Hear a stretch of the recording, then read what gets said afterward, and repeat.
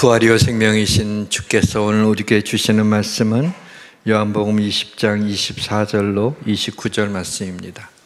신약성경 184페이지 요한복음 20장 24절로 29절까지 교독하시겠습니다. 제가 먼저 읽습니다. 12제자 중에 하나로서 디두모라 불리는 도마는 예수께서 오셨을 때 함께 있지 아니한지라.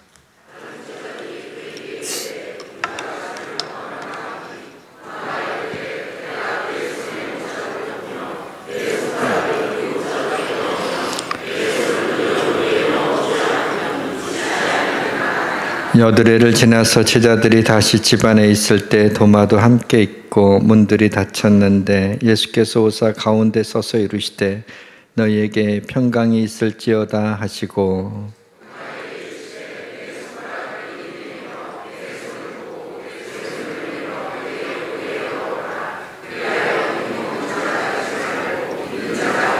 도마가 대답하여 이르되 나의 주님이시요 나의 하나님이시니이다.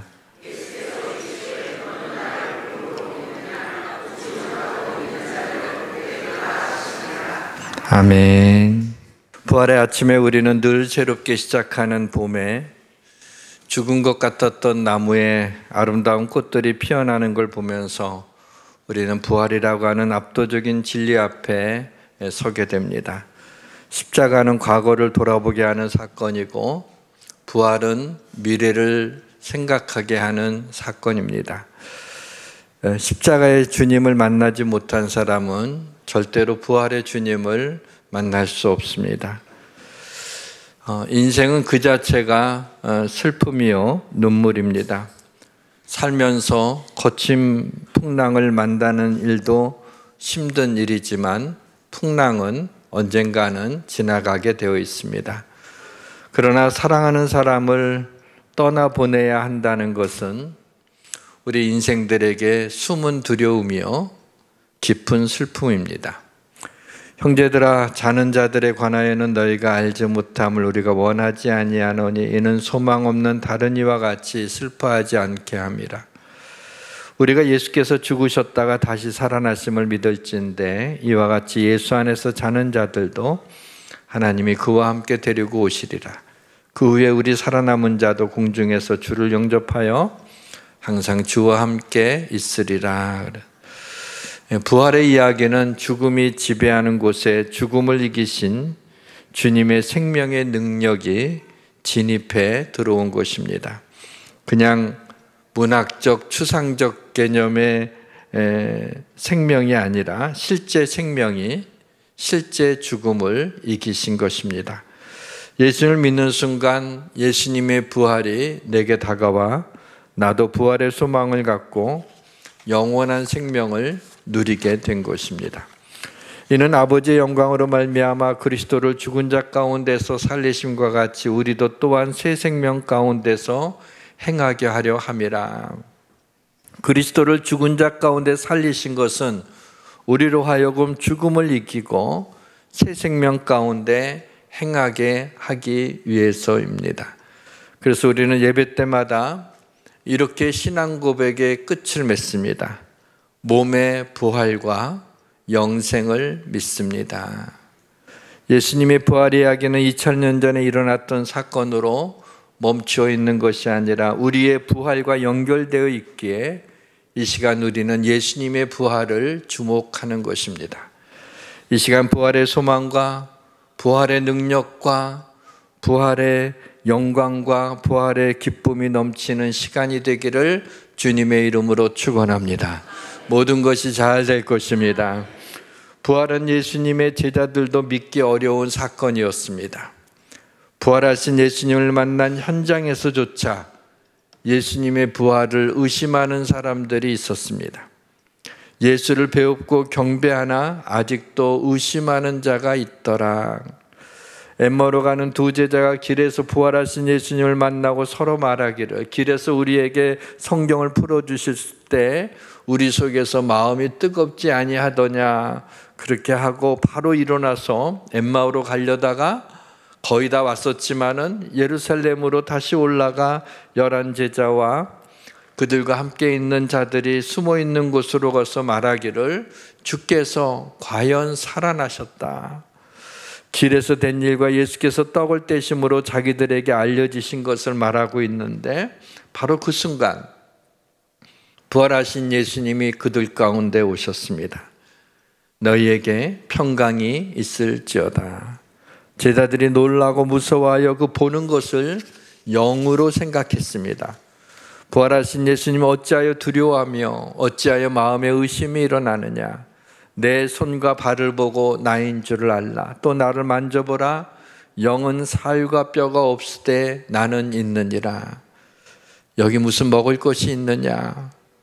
그러자 제자들이 구운 생선 한 토막을 예수님께 드리니 그것을 받아서 그 앞에서 잡수십니다. 예수님의 부활의 몸은 그냥 영이 아니라 살과 뼈가 있는 몸이라는 것입니다. 지금 우리가 입고 있는 이 몸과 같지는 않습니다. 부활의 몸은 영화로운 몸으로 변한 육체를 가지고 있습니다. 도마가 나중에 제자들이 모인 곳에 왔을 때 다른 제자들이 흥분된 표정으로 우리가 주를 보았노라 라고 도마에게 말하지만 도마는 그 말을 믿기 어려웠습니다. 그 자리에 있지 않았기 때문입니다. 이에 도마가 나는 예수님의 그 못 박힌 손과 발을 만져보아야 믿겠다 합니다. 부활하신 예수님이 처음 제자들에게 나타나신 후 8일이 지나서 다시 제자들이 모여있는 곳에 나타나셨을 때 주님은, 부활의 주님이 도마 앞으로 가시더니 의심하는 도마를 책망하지 않으시고 도마가 의심했던 질문 그대로 도마에게 말씀하십니다. 네 손가락을 이리 내밀어 내 손을 보고 내 손을 내밀어 내 옆구리에 넣어보라. 그리하여 믿음 없는 자가 되지 말고 믿는 자가 되라. 너는 나를 본고로 믿느냐? 보지 못하고 믿는 자들이 복되도다. 의심할 수 있지만 의심에 머물러 있지 말고 믿는 자가 되라는 것입니다. 도마는 자기 눈앞에 선명한 예수님의 그 손과 발의 못자국과 옆구리의 상처를 보며 나의 주님이시요 나의 하나님이시니이다 라는 신앙 고백을 합니다. 예수님이 하나님이심을 가장 잘 보여준 고백입니다. 도마가 나의 주님이시여 나의 하나님이십니다 라는 고백을 하게 된 것은 바로 예수님이 십자가에 못 박혔던 흔적 때문이었습니다. 바울도 내가 내 몸에 예수의 흔적을 지니고 있노라 라고 고백을 합니다. 사랑하는 성도 여러분, 여러분의 몸에 예수의 흔적이 있습니까? 성경은 예수님의 부활을 설명하거나 설득하려고 기록된 것이 아닙니다. 성경은 복음서 저자들이 자신들이 듣고 본 그대로 기록한 책입니다. 예수님의 부활에 대한 팩트 체크를 좀 해보려고 합니다. 부활은 성경을 통해서만 이야기하고 있으니 성경을 통해서만 팩트 체크를 할 수 있습니다. 첫째 팩트 체크는 부활하신 예수님을 만난 수많은 목격자들이 있다는 것입니다. 부활하신 예수님을 제일 먼저 만난 막달라 마리아, 엠마오로 가던 글로브와 또 다른 한 제자, 11제자와 그들과 함께 있는 자들이 모여있는 곳에 나타나셔서 너희에게 평강이 있을지어다 말씀하신 주님, 그리고 500의 형제에게 일시에 보였고 바울은 맨 나중에 만삭되지 못하여 난자 같은 내게도 보이셨느니라 라고 말하고 있습니다. 둘째 팩트 체크는 성경은 일관되게 예수님의 부활에 대하여 진술하고 있기 때문입니다. 사실 여부를 가리는 재판정에서 중요하게 보는 것은 진술의 일관성입니다. 어떤 걸 진술할 때 계속적으로 진술을 하게 되면 신빙성이 더해집니다. 예수님의 십자가 달리시기 전 자신이 십자가에 못 박히고 3일 만에 다시 살아날 것을 제자들에게 여러 번 말씀하셨던 것을 보게 됩니다. 팩트 체크 세 번째는 부활하신 주님을 만난 사람 중에는 변화된 사람이 많다는 것입니다. 부활하신 예수님을 만나고 성령의 충만함을 입은 11 사도들이 죽음을 불사하고 나가서 담대히 예수의 죽음과 부활을 선포했습니다. 바울은 헬라인인 아버지의 영향으로 헬라 문화에 능통했고, 유대인인 어머니의 영향으로 유대 율법에 정통했습니다. 또 로마의 시민권을 가진 당대의 최고 엘리트였습니다. 그가 시리아 다마스커스로 가는 도중에 길에서 만난 부활하신 예수님으로 인하여 회심을 하고 그리스도께 헌신하여 지중해 연안을 중심으로 3차례 걸어서 선교 여행을 하였습니다. 신약 성경의 반가량을 기록하였고 결국은 로마에서 순교했습니다. 그 외에도 수많은 그리스도인들이 로마 황제의 핍박을 받아 순교했습니다. 과연 예수님의 부활을 목격하고 믿지 않았다면 순교자들이 자신들의 생명을 내놓을 수 있었겠습니까? 이제 부활의 의미를 생각해 보겠습니다. 부활의 의미는 예수님이 부활의 첫 열매가 되심으로 우리도 그의 부활에 동참하게 되었다는 것입니다. 이제 그리스도께서 죽은 자 가운데 다시 살아나사 잠자는 자들의 첫 열매가 되셨도다. 예수님의 부활은 우리가 장차 이 세상을 떠나 죽음의 문으로 들어갈 때 다시 살아날 것을 보증합니다. 예수님이 죽었다 다시 사신 것처럼 우리도 죽었다가 부활의 영화로운 몸을 입고 다시 살게 될 것입니다. 다시 산다는 것은 천국에서 영원한 삶을 누린다는 것을 의미합니다. 사랑하는 성도 여러분, 나도 마지막 날에 영화로운 부활의 몸을 입고 다시 살아날 것을 믿습니까? 이것은 중요한 문제입니다. 바울은 굉장히 강한 어조로 부활을 강조하고 있습니다. 그리스도께서 만일 다시 살아나지 못하셨으면 우리가 전파하는 것도 헛것이요 너희의 믿음도 헛것이며, 만일 그리스도 안에서 우리가 바라는 것이 다만 이 세상의 삶뿐이면 모든 사람 가운데 우리가 더욱 불쌍한 자이리라 그랬어요. 예수 그리스도의 부활이 너무나 명백하게 부활하신 주님을 만나며 3층천 천국을 보았던 바울은 자신의 생명을 내놓으며 만약에 예수의 부활이 없다면 내 믿음도 헛것이고, 그리고 세상에서 아마 내가 제일 불쌍한 사람일 거라고 말하고 있습니다. 예수님이 부활의 첫 열매가 되어주셔서 우리가 부활할 것을 확증해 주셨습니다. 주 예수를 다시 살리시니가 예수와 함께 우리도 다시 살리사 너희와 함께 그 앞에 서게 하실 줄을 아노라. 이는 모든 것이 너희를 위함이니 많은 사람의 감사로 말미암아 은혜가 더하여 넘쳐서 하나님께 영광을 돌리게 하려 함이라.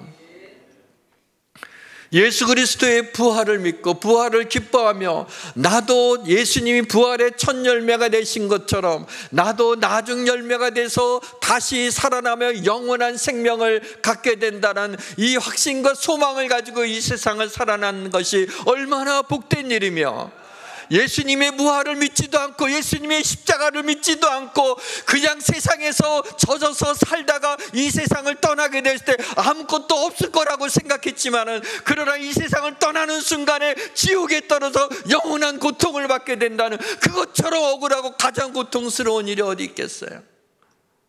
우리의 사랑하는 사람들이 주변에 그렇게 있다면 어떻게 그것을 그냥 보고 있을 수 있단 말입니까? 예수께서 죽음을 이기셨기 때문에 예수님을 믿어 연합한 우리의 삶 속에 짙게 드리워져 있던 죽음의 그림자, 죽음의 권세를 이기는 힘을 우리는 예수님의 부활에서 공급받습니다. 우리 주 예수 그리스도로 말미암아 우리에게 승리를 주시는 하나님께 감사하노니. 부활을 믿는 것만으로 충분하지 않습니다. 부활신앙을 가지고 살아야 됩니다. 우리의 일상 속으로 부활신앙을 가지고 와야 됩니다. 사람은 누구나 죽습니다. 죽음의 그림자를 피해갈 수 있는 사람은 아무도 없습니다. 과학도, 철학도, 문학도 죽음에 대한 해답을 갖고 있지 못합니다.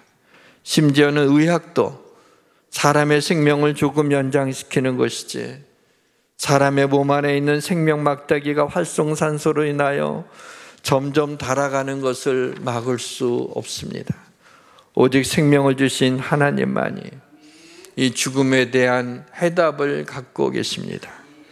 바울은 아시아에서 당한 환난에 대해 자신의 입으로 심히 겹도록 심한 고난을 당하며 살 소망까지 끊어지고 사형 선고 받은 줄로 알았다라고 합니다.